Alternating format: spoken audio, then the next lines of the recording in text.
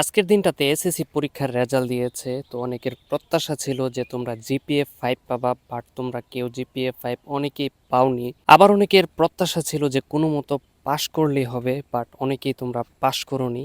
দিন শেষে তোমাদেরকে একটা কথাই বলবো, সেটা হচ্ছে যে যাই পেয়েছো, ধরো তুমি একটাতে ফেল করেছো বা দুইটাতে ফেল করেছো, একটা জিনিস নিজের মধ্যে সেট করে নাও। ধরো তুমি এক সাবজেক্টে ফেল করেছো, তুমি ধরে নাও যে তুমি 5 সাবজেক্টে ফেল করতে পারতা, তুমি এক সাবজেক্টে ফেল করেছো, এটা তোমার জন্য একটা প্লাস পয়েন্ট। যারা জিপিএ 5 পাওনি তারা হয়তো 4 পয়েন্ট বা 4.5 এরকম পেয়েছো। তোমরা মনের মধ্যে এটা সেট করে নাও যে তোমাদের 4 পয়েন্ট পাওয়াটা অনেক টাফ ছিল, বাট তোমরা 4.5 পেয়ে গিয়েছো।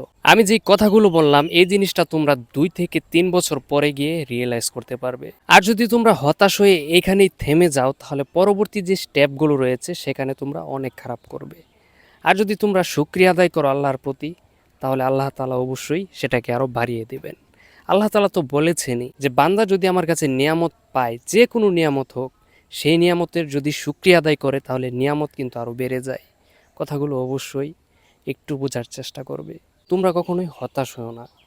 আমি আমার জীবনের অভিজ্ঞতা থেকে বলছি, কখনোই হতাশ হও না। অনেক কিছু পাবা জীবনে।